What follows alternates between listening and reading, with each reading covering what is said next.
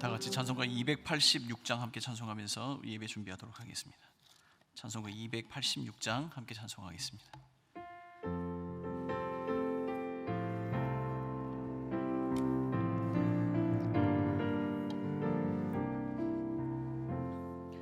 주 예수님 내 맘에 오사 날 붙들어 주시고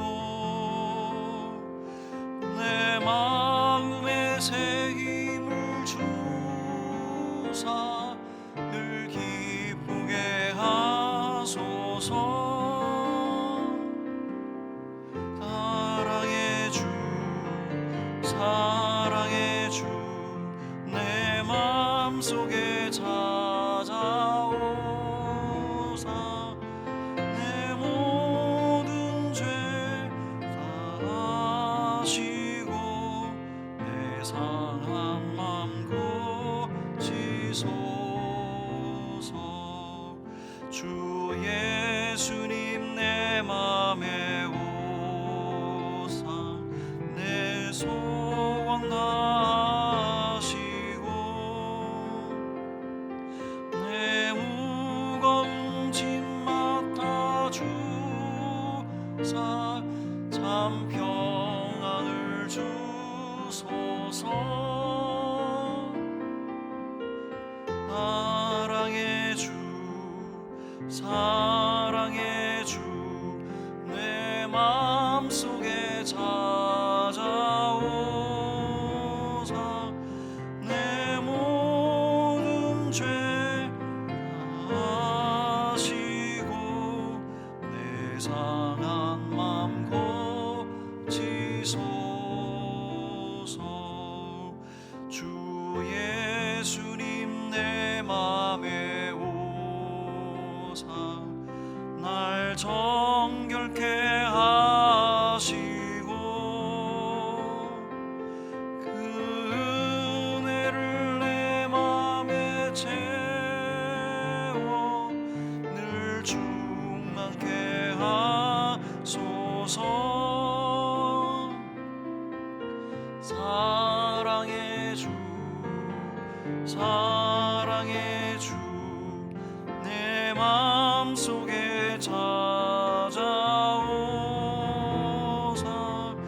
내 모든 죄 사하시고 내 상한 맘 고치소서. 주 예수님 내 맘에 오사 내 길 인도하시고 주 성령을 내 맘에 채워 늘 충만케 하소서. 사랑의 주 사랑의 주 내 마음속에 찾아오사 내 모든 죄 사하시고 내 상한 맘 고치소서.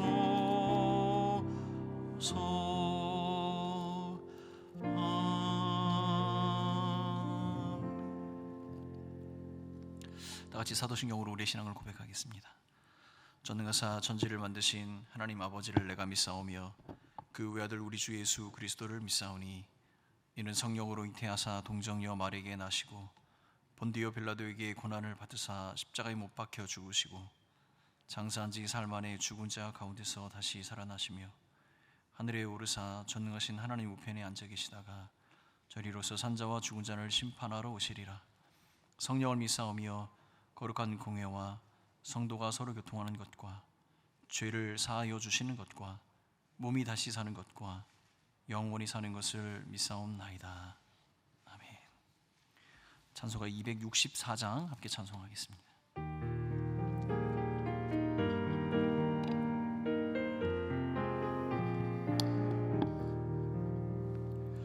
정결하게 하는 셈이 나의 앞에 있도다.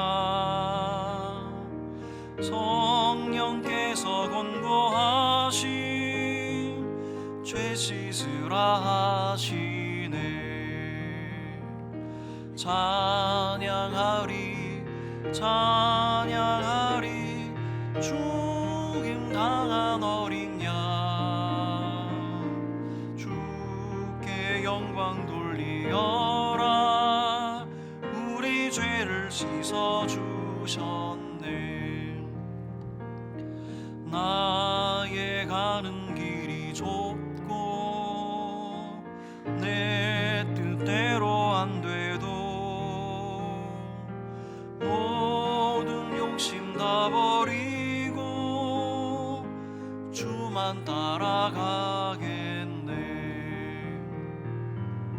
찬양하리 찬양하리 죽임 당한 어린 양, 주께 영광 돌리어라. 우리 죄를 씻어 주셨네. 나의 마음 제단 위에 불길같이 타올라 영원토록 찬양하며 주께 영광 돌리네. 찬양하리 찬양하리 죽임 당한 어린 양, 주께 영광 돌리어라. 우리 죄를 씻어 주셨네. 한량없는 주의 은혜 나를 영접하셨네. 내가 지은 모든 죄와 허물 용서하셨네. 찬양하리 찬양하리 죽임 당한 어린 양, 주께 영광 돌리어라. 우리 죄를 씻어 주셨네. 성부 하나님께 영광, 왕자 예수께 영광, 성령님께 또한 영광 모두 돌려드리세. 찬양하리 찬양하리 죽임 당한 어린 양, 주께 영광 돌리어라. 우리 죄를 씻어 주셨네. 이 예배를 위해서 최선미 권사님 기도해 주시겠습니다.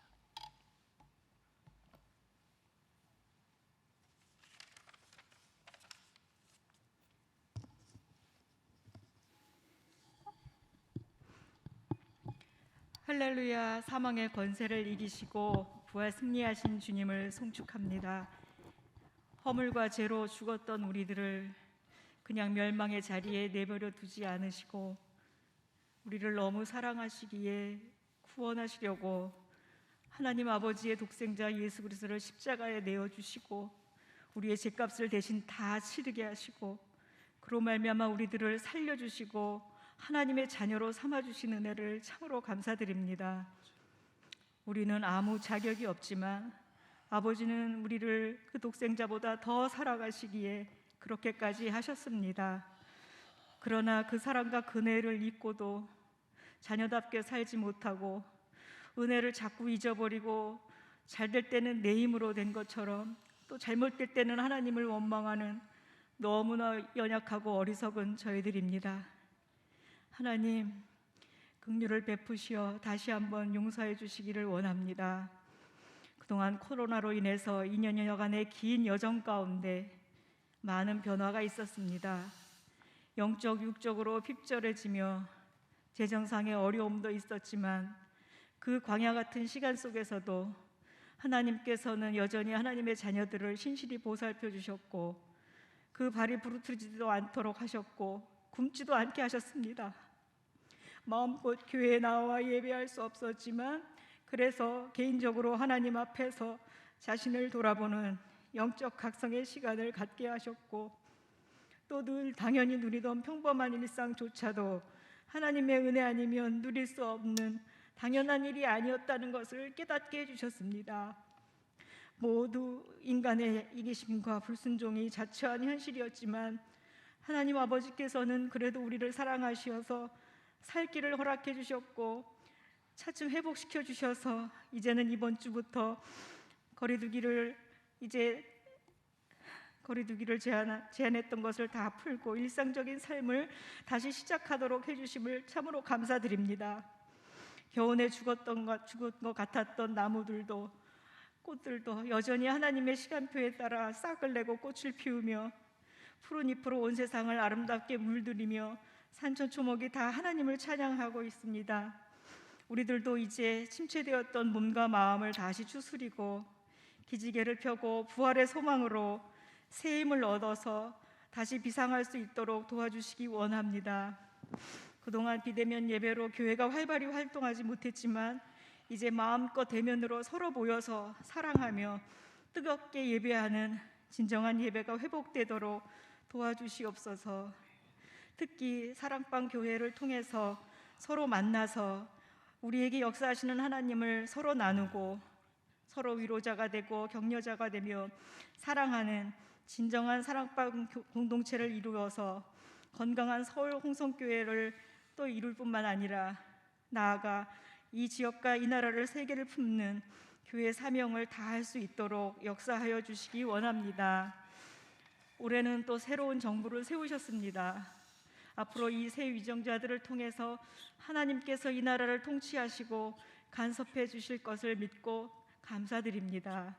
위정자들이 자신의 사리사욕을 버리고 진정으로 하나님을 두려워하며 국가와 국민을 생각하고 말 못하는 자와 모든 고독한 자의 송사를 위하여 입을 열며 공의로 재판하고 곤고한 자와 궁핍한 자를 신원하는 그런 위정자들이 되도록 우리들은 모든 사람을 위하여 간구와 기도와 도구와 감사를 하되 임금들과 높은 지위에 있는 사람들을 위하여 하라고 하신 하나님의 말씀을 받들어 실천하게 하여 주시옵소서. 온 세계가 코로나로 인해 힘들었고 또 지금도 우크라이나에는 여전히 인간의 이기심으로 인한 전쟁으로 인해서 날마다 사상자들이 늘어나고 있습니다. 하나님 아버지, 전쟁은 하나님께 속한 것이라 하셨사오니 하나님 아버지 어서 속히 이 전쟁을 멈춰 주시기를 간절히 원합니다. 성경의 마지막 때에 나타나는 모든 징조들이 지금 오늘의 현실에서 곳곳에서 나타나고 있음을 느낍니다. 우리 성도들 말씀과 이미 주신 계시를 깨달아서 항상 깨어 근신하고 기도하라는 말씀대로 정말 정신 바짝 차리고 회개하고 주님만 의지하고 말씀대로 살아갈 수 있도록 도와주시옵시기를 원합니다. 우리가 받는 이 고통은 국가가 보상해 줄 수도 없고 사람이 해결해 줄 수도 없습니다. 오직 하나님만이 우리의 피난처이시며 참 도움이시며 참 생명이시오니 우리가 그 하나님만 믿고 순종할 수 있도록 도와주시옵소서.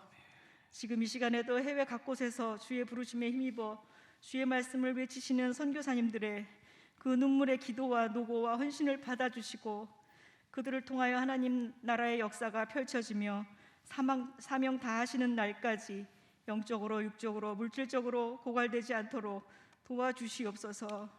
우리 서울 홍성교회에서 자라나는 어린 자녀들 부서마다 다시 회복과 부흥을 경험케 하시고 우리 연로하신 우리 부모님들 건강하게 지켜주셔서 기도하시는 부모님의 귀한 믿음과 유산을 후손들에게 물려주시도록 도와주시옵소서. 병마와 싸우고 있는 수많은 환우들이 있습니다. 하나님 그 가족들을 위로해 주시고 치료해 주셔서 이 고통의 시간을 통해서 더 하나님과 깊이 교제하고 묵상하며 이겨내실 수 있도록 함께하여 주시옵소서. 하나님께서 김영근 목사님을 통해서 주실 말씀을 기대하며 기다립니다. 세우신 목사님을 강건하게 하여 주셔서 하나님 말씀을 담대히 선포하게 하시고 말씀 듣고 하나님 나라의 비전을 다시 한번 발견하며 부활의 주님과 끝까지 동행하는 우리들이 될 수 있도록 도와주시옵소서.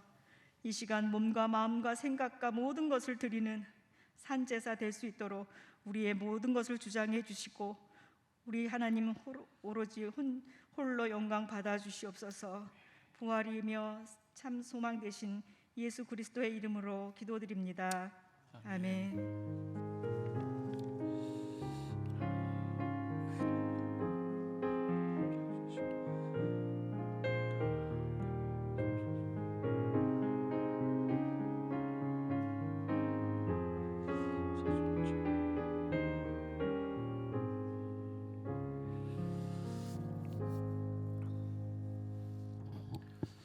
이 저녁에 우리가 함께 나눌 말씀은 에베소서 1장 7절 말씀입니다.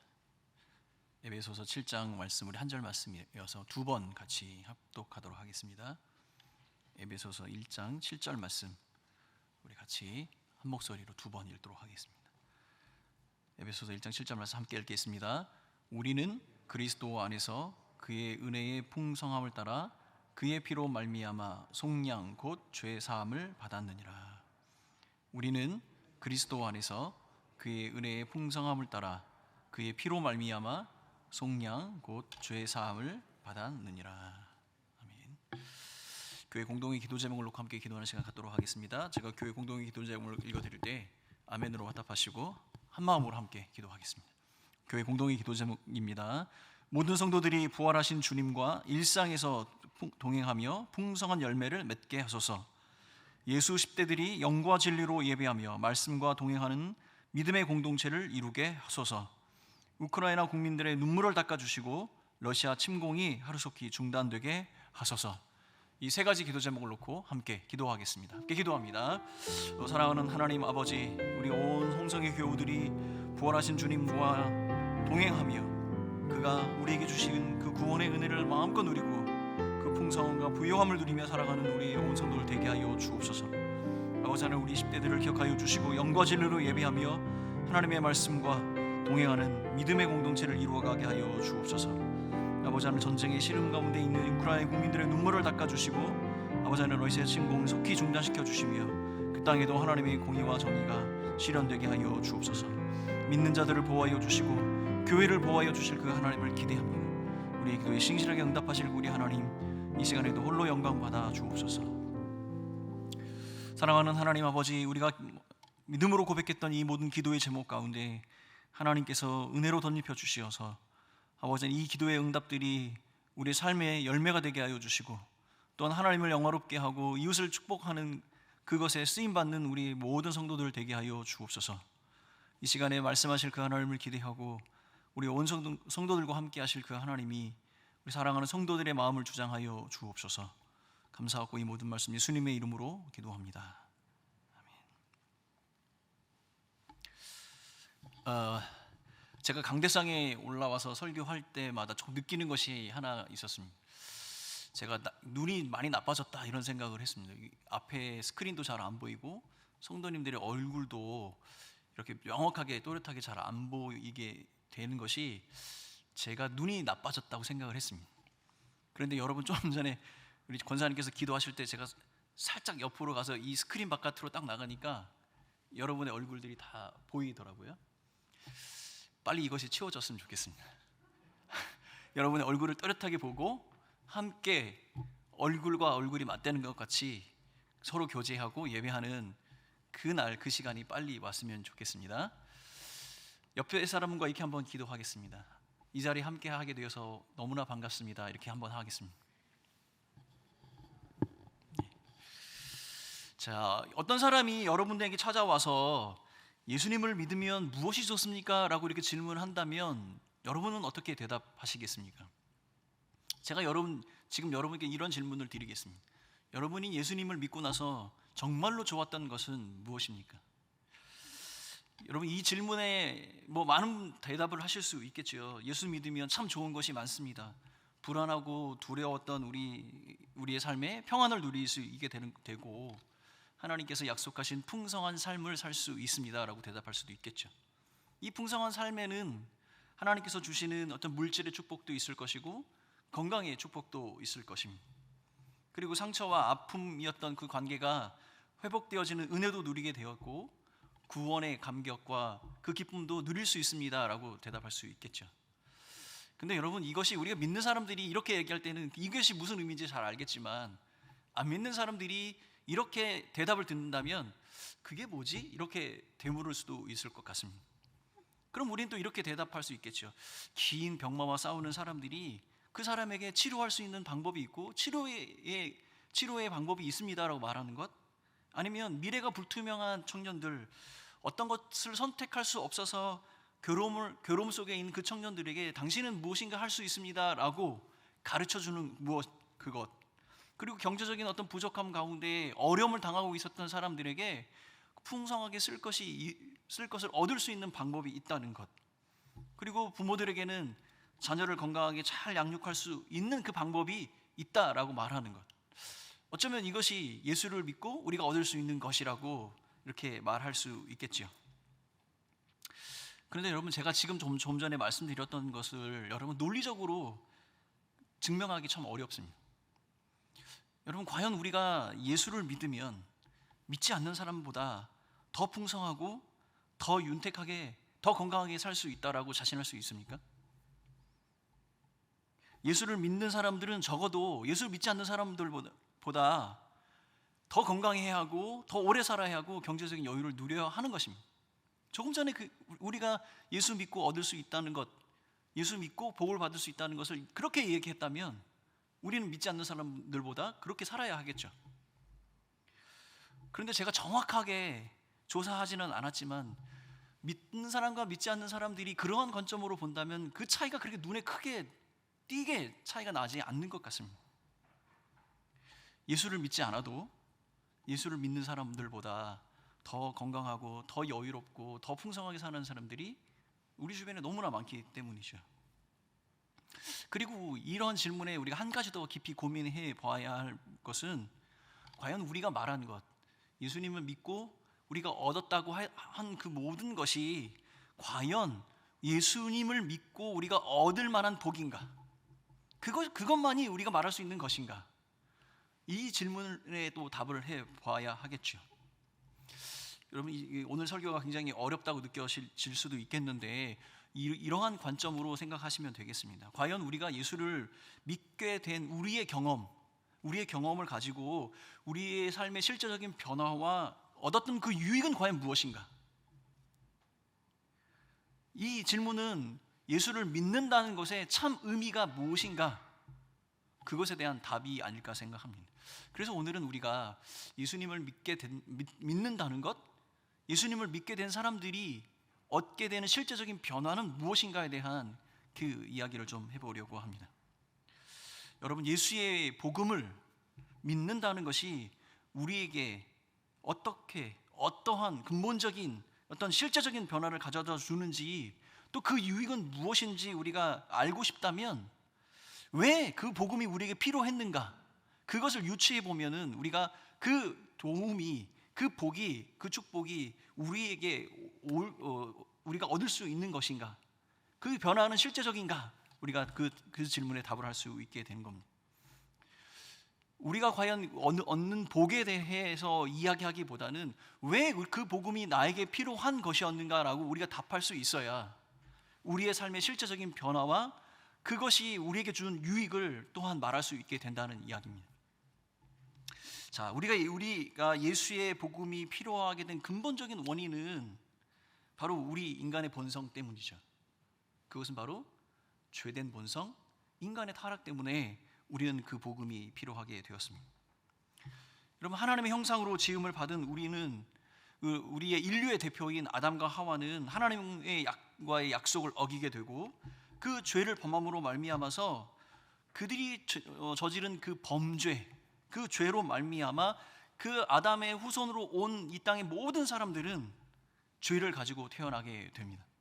근데 그 죄가 이렇게 영향을 미치고 있는 것이죠. 로마서 5장 12절 말씀입니다. 그러므로 한 사람으로 말미암아 죄가 세상에 들어오고 죄로 말미암아 사망이 들어왔나니 이와 같이 모든 사람이 죄를 지었으므로 사망이 모든 사람에게 이르렀느니라. 여러분, 결국 인류의 대표인 아담과 하와의 범죄로 말미암아 우리도, 그리고 앞으로 태어날, 이 땅에 태어날 모든 사람들도 이 지독한 이 죄의 영향력 아래 놓이게 되고 결국 죽음에 이르게 된다는 것입니다. 이것이 실존적인 인간의 모습이 되는 것이지요. 사람들이 겪게 되는 모든 고통과 고난, 질병과 궁핍, 그 절망의 그 모든 시작 출발점은 바로 이 범죄함, 이 죄로 말미암아 시작되는 것입니다. 그러므로 왜 우리가 예수의 복음이 필요한가라는 이 질문에 가장 근본적인 답은 우리가 죄인이기 때문입니다. 우리가 죄를 가지고 있기 때문입니다. 그 죄 때문에 우리가 죽음을 맞이하기 때문에 그 예수의 복음이 우리에게 필요하다는 것이죠. 여러분, 우리가 여러분에게 심한 그 피부병 질환이, 염증이 있다고 한번 가정해 봅시다. 병원에 갔는데 피부에 바르는 연고를 처방해 주었습니다. 그런데 그 연고를 바를 때는 이 염증이 사라지는 것 같지만 이 연고를 바르지 않는다면 계속해서 그 염증이 재발하게 됩니다. 그럼 여러분, 우리는 어떻게 해야 합니까? 그 연고를 바르는 것과 동시에 근본적인 그 원인이 무엇인지에 대해서 다시 한번 진찰을 하고 검사를 해야 하는 것이죠. 여러분, 우리가 예수를 믿기 때문에 받을 수 있는 그 많은 축복에 대해서 그것에 대해만 이야기한다면, 그런데 앞에서 말한 그 모든 것이 예수님을 믿으면 얻을 수 있는 것의 전부라고 한다면 사람들은요, 또 다른 선택지가 생기는 것입니다. 예를 들자면 돈을 버는 것을 이야기를 들자면 돈이 많아지는 방법은요, 노동을 많이 하면 됩니다. 그러니까 주일날 예배당에 오지 않고 일자리 돈을 벌으러 가면 돈이 많아지게 되는 것이죠. 더군다나 불법적인 방법이나 돈을 쉽게 벌 수 있는 사람들이 하지 않는 그런 일들을 하게 되면 그 돈이 많아지는 게 되는 겁니다. 어떤 부유함이나 그 풍성함이 우리가 받는 복의 전부고 복음의 전부라고 한다면 사람들은 예수 그리스도를 선택할 이유가 전혀 없습니다. 다른 선택지가 생기는 것이죠. 이 이야기가 만약 우리 인간의 본성, 그 내면 깊숙이 숨겨져 있는 그 죄에 대한 이야기를 하지 않고 우리가 받는 그 복음에 대한 이야기만 한다면, 그 복에 대한 이야기만 한다면 피부의 겉만 훑어보는 그런 것과 별반 다르지 않다는 이야기입니다. 그래서 여러분, 성경을 우리가 이쪽으로 읽어보면 이 성경은 이 죄에 대한 심각성에 대해서 우리들에게 깊은 고찰을 주고, 또한 그 죄에 대한 고통과 재난의 고난에 대해서 아주 자세하게 설명을 해주고 있습니다. 그럼 우리는 이 죄가 우리에게 미치는 영향, 그 죄의 결과가 무엇인지도 잘 생각해 볼 필요가 있겠죠. 먼저는 우리가 이 죄로 인해서 고통과 고난을 받는 우리가 생각해야 할 것은, 이 죄로 말미암아 우리는 하나님께서 우리에게 주신 그 거룩성을 잃어버리게 된다는 것입니다. 여러분, 이 거룩에 관한 이야기를 제가 레위기 설교를 새벽에 설교하면서 한번 설명한 적이 있는데, 거룩은 기본적으로 하나님의 속성입니다. 하나님을 설명할 때 우리는 거룩이라는 이야기를 합니다. 세상에 어떤 것도 거룩하지 않습니다. 하나님 한 분만 거룩하신 분입니다. 그래서 하나님의 그 거룩은 하나님의 고유 속성입니다. 하나님 자신이 자신을 드러내실 때, 사람들에게 자신의 이름이나 자신의 모습을 드러내실 때 하나님은 늘 언제나 그 거룩에 대해서 이야기를 하십니다. 여러분, 이 세상에 하나님 한 분만이 거룩하신 분이시며 그 어떤 것도 거룩할 수 없는 것입니다. 여러분, 성막이 거룩한 이유는 그 재질이 특수하거나 그 모양이 디자인이 이뻐서가 아니라 거룩하신 하나님이 그곳에 임재해 계시기 때문에 그 성막이 거룩해지는 겁니다. 여러분, 제사장이 거룩한 이유는 무엇이냐면 거룩하신 하나님께서 그들을 선택하셔서 하나님을 섬기도록 하셨기 때문에 그들이 거룩한 사람들이 되는 겁니다. 하나님께 드려진 제물이 거룩한 것입니다. 그것이 흠이 없거나 아주 이쁘거나 튼튼해서가 아니라 그것이 하나님께 드려진 것이기 때문에 거룩하게 되는 것입니다. 우리가 창세기를 보면 하나님께서 사람을 창조하신 분명한 목적이 있습니다.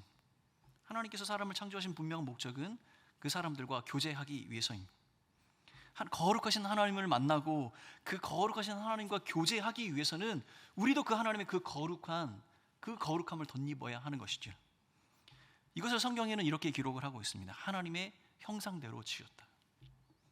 하나님이 그 거룩하신 그 모습과 형상대로 사람을 지으셔서 거룩하게 하시고 그 거룩한 하나님을 만날 수 있도록 그렇게 하셨다는 겁니다. 여러분, 이 거룩은 그 어떠한 불순함도 없는 것입니다. 죄와 섞일 수가 없는 것입니다. 그래서 이 거룩을 구별이라고 이야기하고 죄와 분리라고 이야기하는 겁니다. 그런데 아담이 죄를 범하는 그 순간, 그 결과적으로 즉각적으로 그 하나님의 그 거룩함, 그 하나님의 형상이 사라져 버린 겁니다. 하나님의 그 거룩함이 사라져 버렸기 때문에 부끄러움과 수치를 느끼게 되는 것이고, 그 죄로 인하여서 양심의 괴로움으로 자기의 죄됨을 알게 되고 수치스럽게 여기게 되고 부끄러움을 느끼게 되는 것이죠. 죄의 결과가 바로 하나님의 형상을 사라지게 하고 그 거룩함을 잃어버리게 하는 것입니다. 여러분, 출애굽한 이후에 하나님께서 이스라엘 백성들의 한결같이 하나님 자신에 대해서 말씀하실 때 나는 거룩하다 이렇게 이야기하셨습니다. 레위기 11장 44절 보면 나는 여호와 너희의 하나님이라 내가 거룩하니 너희도 몸을 구별하여 거룩하게 하고, 하나님 스스로가 거룩하신 분이기 때문에 사람들에게 드러내는 그 속성과 그 이름 자체가 거룩입니다. 그런데 이렇게 이야기하십니다. 내가 거룩하니 너희도 거룩하라. 이 이야기는 무엇이냐면 너희도 나처럼 거룩해야 한다라는 그 말은 그들이 그 거룩성을 잃어버리고 있다는 것이죠. 그것이 회복되어져야 한다라고 말하고 있는 겁니다. 그래서 성막이 필요한 것이고 그 성막 앞에 나와 제사를 드리는 것이고 그 제사로 말미암아 그 거룩이 회복이 되는 것입니다. 거룩함을 잃어버린 백성이기 때문에 하나님은 그들에게 거룩에 대해서 이야기하시고 나와 같이 너희도 거룩하라 라고 말씀하고 있는 것이죠.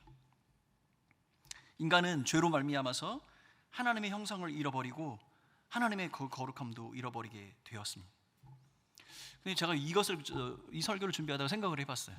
창세기에 쭉 나와 있는 그 창조의 기사들을 쭉 살펴보면서 생각해 보니까 하나님께서 이 사람이 과학적으로 조작을 하거나 그런 것 빼고 하나님이 이 세상을 만드신 모든 창조물은 그 형상 그대로를 유지하고 있습니다.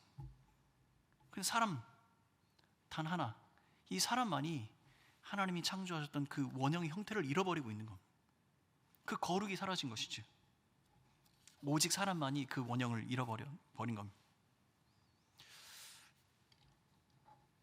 어제 저희 아내랑 같이 저녁을 먹고 같이 이야기를 하는데 아내의 얼굴 피부가 조금 푸석푸석해 보였습니다. 봄이어서 그럴 수도 있겠죠. 그래서 제가 눈치 없게도 한마디 했습니다. 피부가 조금 이래서 그랬더니 우리 아내가 너무 속상해하는 겁니다.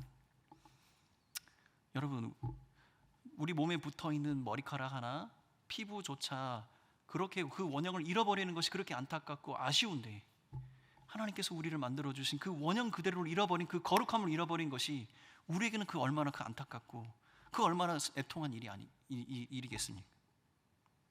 이것이 하나님 보시기에도 큰 슬픔이 아니겠습니까?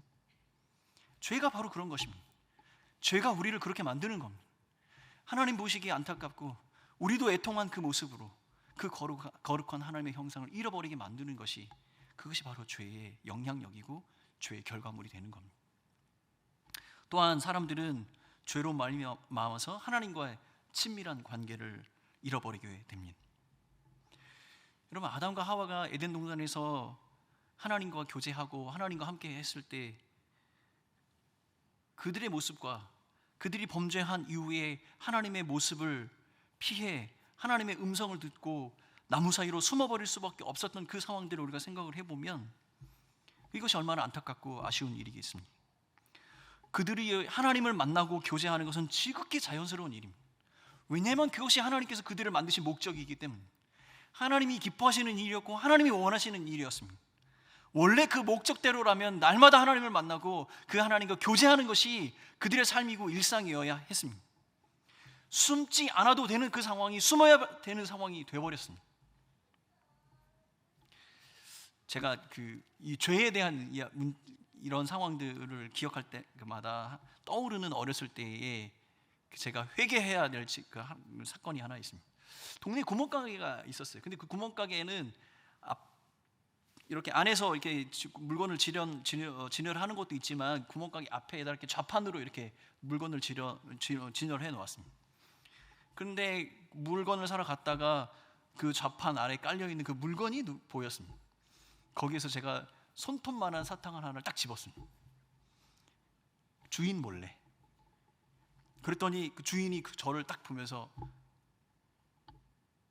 그 손! 이렇게 얘기했습니다. 제가 어떻게 했겠습니까? 자연스럽게 손을 딱 내려놓고 사탕을 땅바닥에 딱 버리고 쫙 이렇게 보였습니다. 근데 여러분, 제가 다시는 그 가게 앞을 갈 수가 없었습니다. 그 길로 갈 수가 없었습니다. 손톱 많은 사탕이지만 나의 삶의 모양이 바뀌었고 행동이 바뀌고 내가 갈 수 있는 길이 막혔습니다. 지금도 그게 생각이 납니다.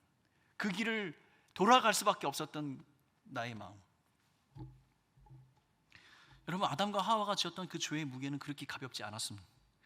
하나님을 일상적으로 만나고 교제했던 그 에덴에서 쫓겨나서 땀과 수고와 고통의 삶들을 살아가야만 했고, 죽음으로 몰려가는 죄 때문에 다시는 그 하나님을 만날 수 없고 에덴으로 들어갈 수가 없게 되는 것이죠. 그래서 하나님께서 하나님을 만날 만한 특별한 장소를 지정해 놓으신 겁니다. 그 특별하게 만날 만한 그 장소를 지정하시고 명령대로 규례를 지키는 사람을 지정하시고 그 사람을 통해서만 하나님께서 말씀을 하시게 된 것이죠. 이것이 바로 성막이고 제사장이고 성막에서 드리는 제사인 것입니다. 함부로 성막에 들어갈 수가 없습니다. 그 행동의 결과는 죽음입니다. 여러분, 하나님을 만나고 하나님과 교제해야 될 사람들이 이제는 하나님을 만나는 것이 목숨을 걸어야 하는 일이 되어버렸어요. 하나님을 만나는 일이 목숨을 걸고 긴장해야 되는 그런 일이 되어버렸다는 겁니다.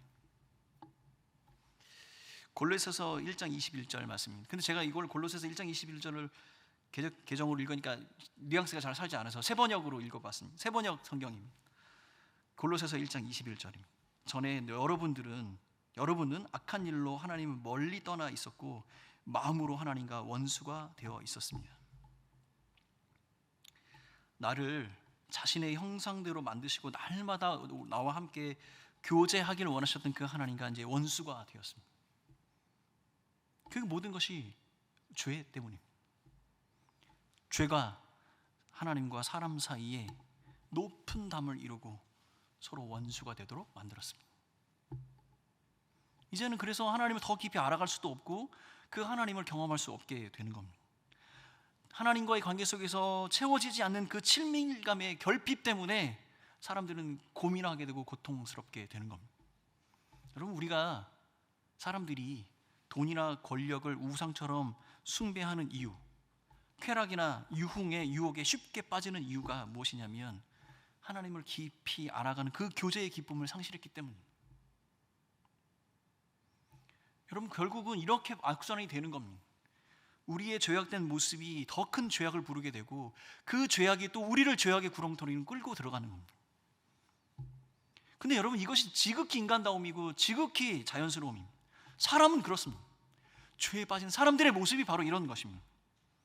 그래서 그 죄가 능력이 있는 것이고 그 힘을 가지게 되는 겁니다. 하나님을 알아가는 그 기쁨이 없기 때문에, 하나님을 만나고 하나님과 교제하는 그 기쁨이 없기 때문에 그 죄악이 주는 그 달콤함에 사람들은 그렇게 쉽게 빠져들어가게 되는 것이죠. 이것이 죄의 결과입니다. 이것이 죄의 능력입니다. 마지막으로 우리 한 가지 더 생각해 볼 것은, 사람들은 이 죄로 말미암아서 우리를 향한 하나님의 그 소망, 그 약속을 기억하지 못하게 되었습니다. 성경은 장차 죄로 말미암아 장차 닥치게 될 인간의 불행에 대해서 분명하게 설명을 하고 있습니다. 여러분, 누구도 기대하지 않지만 반드시 우리 안에 일어나는 사건이 있습니다. 그게 무엇이죠? 죽음입니다. 죽음. 우리 어르신들 제가 신방 가면은 아유, 빨리 하나님이 천국으로 불러가셨으면 좋겠습니다. 그 다음날 병원 가시면 꼭 전화하시잖아요. 기도해달라고. 여러분, 우리가 기대하지 않아도 죽음은요, 한 발짝 한 발짝 하루하루 우리에게 다가오는 겁니다. 근데 그것이 죄의 결과물이에요. 누구도 기대하지 않지만 언젠가 반드시 일어나는 일, 그 죽음의 사건이 바로 이 성경에서 말하는 죄의 결과물로 모든 사람에게 주어졌다고 우리에게 가르쳐주고 있습니다. 여러분, 아담과 하와가 죄를 범하였을 때 두렵고 떨고 하나님의 낯을 피해야만 하는 이유가 무엇이냐면 그 죄로 말미암아 그들이 반드시 죽을 것을 알았기 때문입니다. 아담과 하와는 원래 죽음을 경험하지 않는, 죽음이 존재하지 않는 영원한 존재로 창조되었죠. 근데 그 죄 때문에 그 죽음을 맞이하게 되는 겁니다. 여러분, 사람들이 흔히 겪는 어려움 중에서 이런 것이 있습니다. 우리가 예상하지 못하고 갑작스럽게 일어나며 어떤 것들은 우리가 경험하지 못한 일들이 갑작스럽게 우리 안에 닥칠 때 그것이 익숙지 않은 그 사건들이 우리에게 주는 스트레스와 부담이 엄청 크죠. 바로 아담과 하와가 맞닥뜨리는 이 죄의 결과물, 그 죽음이 바로 그들에게는 엄청난 두려움의 결과물이었던 것입니다. 하나님과 함께 할 수 있었던 인간이 원래 죽음이라는 것이 예정되어 있지 않던 그 사람들이 그 죽음을 이제 자연스럽게 받아들여야 하는 그런 상황에 빠지게 됩니다. 그것이 공포였고 그것이 두려움이 되는 겁니다. 계시록 20장 14절 말씀입니다. 사망과 음부도 불못에 던져지니 이것은 둘째 사망 곧 불못이라. 한 번 죽는 것은 사람에게 정한 것이라, 이렇게 성경이 말하고 있습니다. 그리고 그 후에 심판이 있을 것이라고 말씀합니다. 여러분, 성경은요, 믿는 자들의 부활을 언급할 뿐만 아니라 불신자들, 믿지 않는 자들의 부활도 언급을 하고 있습니다. 그런데 그 부활 이후에 그들은 둘째 사망의 심판 가운데 서게 될 것입니다. 어떤 사람은 그것으로 영원한 육체의 죽음과 함께 영의 죽음을 맞이하게 되며 이것이 바로 둘째 사망이 되는 것입니다. 영원한 형벌입니다. 그래서 여러분, 우리가 이것도 먹고 저것도 먹으면서 애지중지 소중히 다루는 우리 육체, 우리가 사랑하는 이 육체의 죽음뿐만 아니라 우리의 영도 죽음을 맞이하는 때가 있다는 사실을 성경은 가르쳐주고 있는 것이죠. 영원한 형벌이 기다리고 있습니다. 여러분, 언젠가 끝이 나는 고통은 고통이 아닙니다. 왜냐하면 언젠가 끝이 날 그날이 되면 완전한 자유와 해방의 날이 있기 때문입니다. 그것이 소망이 되는 것이죠. 그런데 이 영원한 형벌, 영원한 멸망은 다시 되돌이킬 수 없는 영원성, 그것이 더 큰 절망을 가져다 주는 것이죠. 여러분, 이것이 바로 죄가 가지고 있는 능력이고 그 죄의 결과, 그 죄가 우리에게 주는 고통이 되는 겁니다. 이렇게 생각을 해보면 죄는 어떠한 단순한 어떤 행위의 결과물, 그것만이 의미하는 것이 아니라 한 사람의 영과 혼과 육에 관한 이야기고, 그것이 모든 사람들과의 관계에 미치는 것이고, 과거와 현재와 미래의 모든 시점에 작용이 되는 강력한 힘이라는 것이죠. 그러므로 여러분, 인간에게 있어서 자기가 스스로 해결할 수 없는 것, 그리고 그 결과물로 마땅히 죽어야만 하는 이 비참한 결과 앞에 선 이 죄의 문제를 해결하는 것만이 진정한 복음이 된다는 것입니다. 이 죄를 어떻게 해결할 수 있는가, 그것을 얘기해 주는 것이 진정한 복음이 된다는 사실입니다. 그러므로 여러분, 우리가 여타 다른 종교, 다른 철학들과 달리 이 인간의 근본적인 실존의 문제, 이 죄에 대해서 답할 수 있어야 하는 것이죠. 이 답이야말로 모든 사람들에게 꼭 필요한 복음이 되는 것입니다. 오늘 본문 에베소서 1장 7절 말씀 같이 한 목소리로 읽겠습니다. 한 목소리로 읽겠습니다. 시작. 우리는 그리스도 안에서 그의 은혜의 풍성함을 따라 그의 피로 말미암아 속량 곧 죄의 사함을 받았느니라. 여러분, 학생에게 꼭 필요한 좋은 소식이 있습니다. 여러분, 병원에 누워있는 환자들에게 꼭 필요한 좋은 소식이 있습니다. 가정에서 또 일터에서 일하는 직장인이나 주부에게도 꼭 필요한 소식이 있습니다. 시니어 어르신에게나 우크라이나에 살아가고 있는 사람들에게 꼭 필요한 듣고 싶은 좋은 소식이 있습니다. 근데 여러분, 우리가 이 세상의 모든 사람들이 가장 듣고 싶은 이야기, 가장 반드시 들려주어야 할 이야기, 그 이야기는 바로 예수 그리스도의 피로 우리가 가지고 있는 모든 죄의 문제가 해결되었다는 그 사실입니다. 이것이 바로 죄사함이고 속량이라고 오늘 본문은 우리에게 가르쳐 주고 있는 것입니다.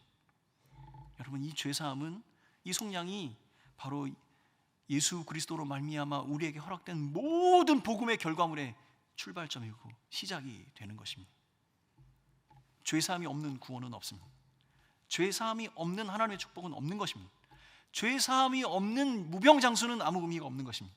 왜냐하면 결국 죽음으로 끝나기 때문입니다. 이 죄사함이야말로 하나님께서 우리에게 허락하신 모든 복음의 시작이고 출발이 되는 것이죠. 제가 그 신대원에 다닐 때 죽음에 이르는 7가지의 죄라는 책을 읽게 되었습니다. 그 책의 내용은 이런 겁니다.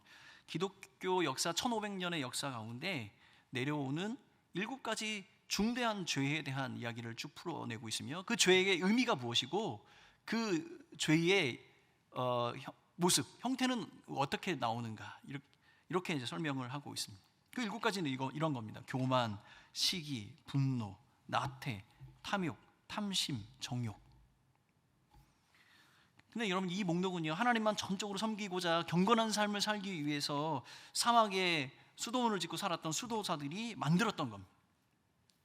그리고 이것이 그들에게만 끝나는 것이 아니라 약 1000년 동안, 1000년이 넘도록 일반 그 가톨릭 신자들에게 가르쳐 줘 왔습니다. 저는 이 책을 읽으면서요, 사람들이 죄에 대해서 얼마나 몸부림치고 있는지, 그 죄에 대해서 얼마나 끊임없이 스스로 몸부림치고 있는지 느낄 수 있었습니다. 그러나 여러분, 우리는 명백하게, 그리고 너무나 잘 알고 있죠. 사람들의 어떠한 노력도 이 죄를 사라지게 할 수 없다는 사실을요. 왜냐하면 우리는 우리 스스로를 너무나 잘 알고 있습니다. 우리가 말하는 것 하나, 우리가 움직일 때, 우리가 손으로 만지는 것, 손으로 행하는 것, 마음속에 생각하는 그 모든 것이 다 부정과 죄입니다.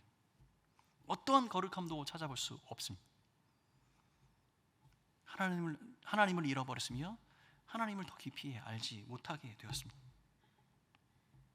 그러나 이 절망에 절망을 더할 뿐인 우리를 하나님은 그냥 두시지 않으셨습니다. 하나님께서 제시하신 유일한 해결책은 그의 아들을 대신 죄와 죽음에 내어주셨습니다. 그리고 우리 모두를 그의 피로 속량 곧 죄사함을 받도록 하셨습니다. 여러분, 이 속량이라는 말의 뜻은 이런 겁니다. 노예들이 자유를 얻기 위해서, 죄수들이 석방을 받기 위해서 정당한 대가의 돈을 지불하고 그 자유를 얻어내는 것입니다. 이 속량, 이 예수 그리스도께서 우리를 대신하여 지불하신 죄의 대가로 말미암아 우리는 그 구원의 은혜를 누리게 되는 것인데, 이 속량의 의미는 지금 현재 우리가 누리는 구원의 은혜뿐만 아니라 장차 이 땅에 다시 오셔서 완전히 이루어 주실 그 종말론적 구원 가운데서도 구원을 받을 수 있다라고 우리에게 성경은 가르쳐 주고 있습니다. 그런데 바울이 이렇게 이야기합니다. 이 속량을 받을 수 있는 유일한 수단이 바로 그의 피, 그리스도의 대속적 죽음이야말로 이 명백한 속량의 증거다라고 말하고 있는 것이죠. 우리는 그의 피, 예수 그리스도의 십자가로 죄 때문에 파생되어졌던 우리 삶의 모든 결과물들에서 다 해방이 될 수 있게 된 것입니다. 예수 그리스도의 그 십자가의 고난으로 말미암아 죄 가운데 허덕이던 우리는 이제 완전한 자유가 된 것이죠.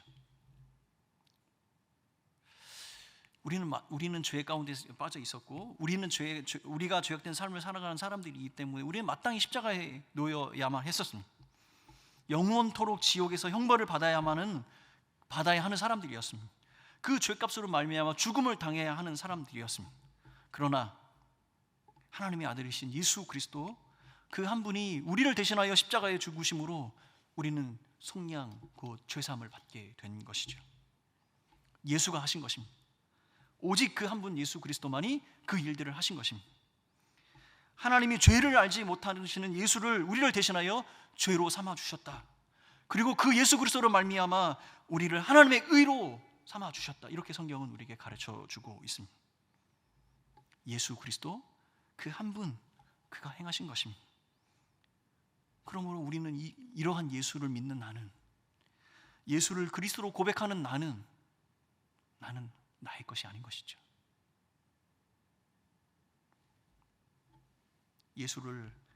예수의 생명으로 대신 살고 있는 나는 나의 것이 아닌 것이죠. 생명도 나의 것이 아닌데 내가 가지고 있는 시간, 내가 가지고 있는 물질, 내가 가지고 있는 그것이 전혀 의미가 없는 것 아니겠습니까? 사랑하는 성도 여러분, 나는 나의 것이 아니니 온 마음과 정성을 다하여 찬양하고 예배하는 것이 무엇이 어렵습니까? 나는 나의 것이 아니니 나의 시간과 나의 헌신을 드리는 것이 무엇이 두렵습니까? 나는 나의 것이 아니니 나에게 주신 그 사명을 위해 쓰임받는 것이 오히려 영광이 되지 않겠습니까? 사랑하는 성도 여러분, 우리는 부활절을 막 지나고 있습니다. 그 예수 그리스도께서 우리에게 주신 그 구원의 은혜, 그 죄사함의 은혜를 마음속에 새기며 나를 나되게 하신 그 하나님의 은혜를 기억하는 우리 모두가 되었으면 좋겠습니다. 예수로 살고 예수로 죽는 우리는 그리스도인입니다. 그리스도인은 예수로 살고 예수로 죽는 사람을 말하는 것입니다. 그리스도의 사람, 예수의 사람들이 되십시오.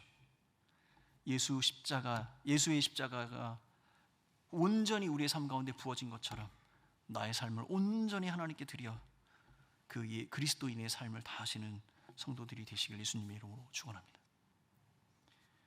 여러분, 시간을 들여서 예배의 자리에 나오십시오.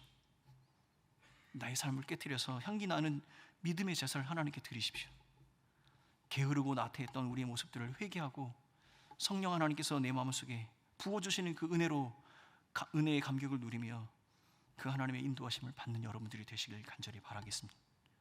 그가 부르시는 곳에 서며 그가 말씀하시는 것에 순종하여 자신의 삶을 온전히 드리셨던 예수 그리스도처럼 나의 모든 것을 하나님께 드려 하나님을 영화롭게 하는 믿음의 사람들이 되시기를 예수님의 이름으로 축원합니다.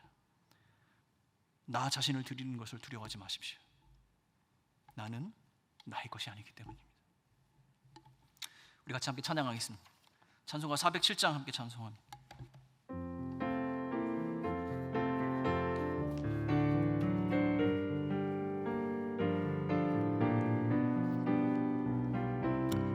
구주와 함께 나 죽었으니, 구주와 함께 나 죽었으니, 구주와 함께 나 살았도다.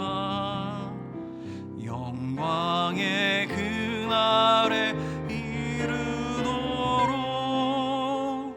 언제나 주만 바라봅니다.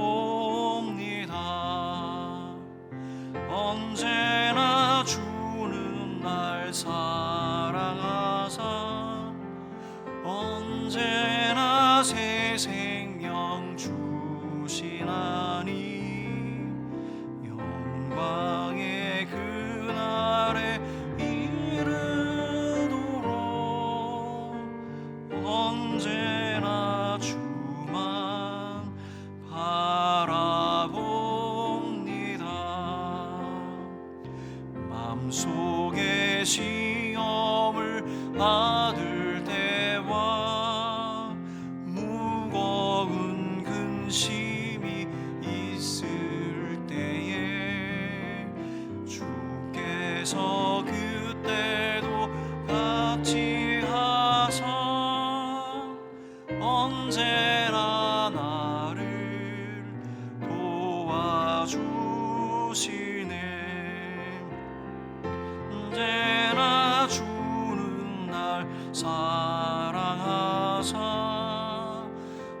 언제나 새 생명 주시나니 영광의 그날에 이르도록 언제나 주만 바라봅니다.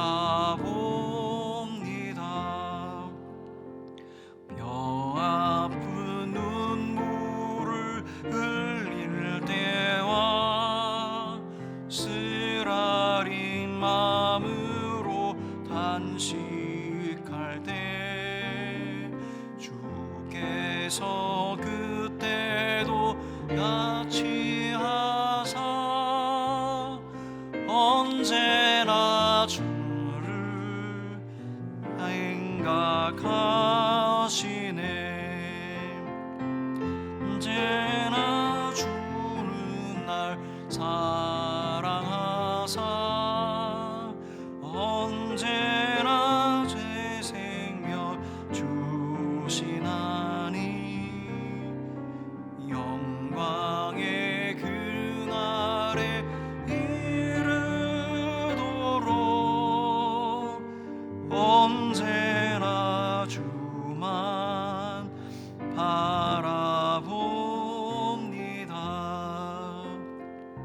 내 몸의 약함을 아시는 주 못 고칠 질병이 아주 없네.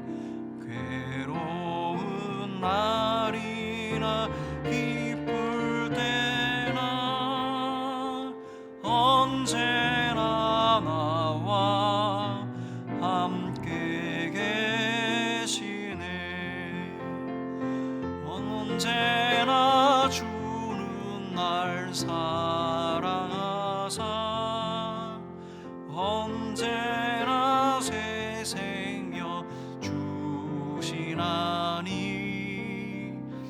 영광의 그날에 이르도록 언제나 주만 바라봅니다.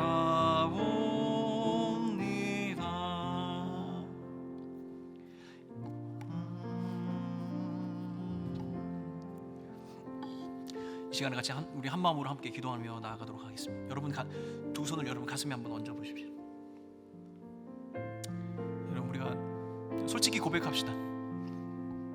우리가 코로나에 지난 2년 반 동안 여러분 우리 영적으로 게으르고 나태함이 없었는지 한번 돌아봤으면 좋겠습니다. 우리가 전심과 전력을 다하여 거룩하신 하나님을 예배하는 그 부르심 앞에 순전하게 살아갔는지 한번 돌아봤으면 좋겠습니다. 우리가 언제 우리가 우리를 완전히 깨트려 하나님이 기뻐하시는 거룩한 산제사를 드렸는지 한번 기억해 봅시다. 이제 우리 예배를 회복해야겠습니다. 하나님께 기도의 마음을 부어주시도록 간절히 간구해야겠습니다. 우리의 시간을 드리고 우리의 마음을 드리고 우리의 물질을 드리고 우리의 중심을 들여 하나님을 예배하고 섬기는 그 일에 목숨을 거는 우리가 되었으면 좋겠습니다. 이제 같이 한번 기도할 때 하나님 나에게 성령을 부어주셔서 아버지 하나님 내가 하나님 앞에 게으르고 나태했던 그 모든 죄를 용서하여 주시고 다시 한번 하나님 앞에 거룩한 산제사를 드리며 믿음으로 하나님께 고백하며 나아가는 하나님의 백성 주의 성도가 되게 하여 주옵소서. 우리 같이 한번 하나님 앞에 믿음의 고백으로 우리의 모든 죄악을 고백하며 성령의 은혜를 구하며 나아가도록 합시다. 함께 기도하겠습니다. 오 사랑하는 아버지 하나님, 우리의 게으르고 나태함을 주님 용서하여 주시고 아버지 하나님 앞에 거룩한 산제사를 믿음의 예배를 드리는 우리 모두가 되게 하여 주옵소서.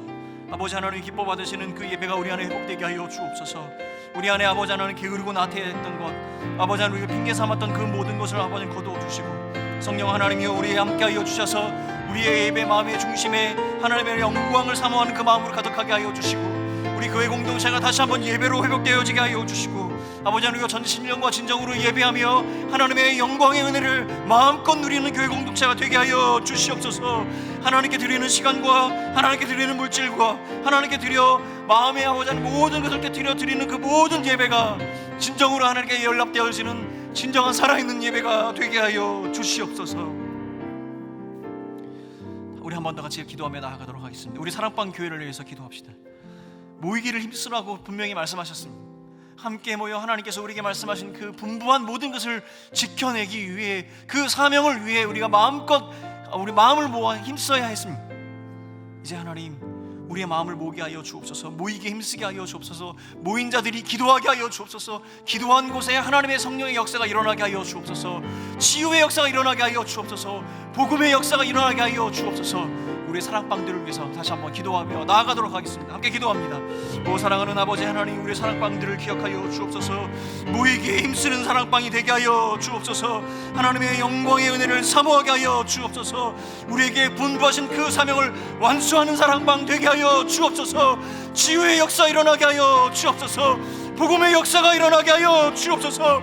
하나님의 영광을 드러내게 하여 주옵소서. 주의 사명 가운데 하나님께서 쓰시는 사랑방 되게 하여 주시옵소서.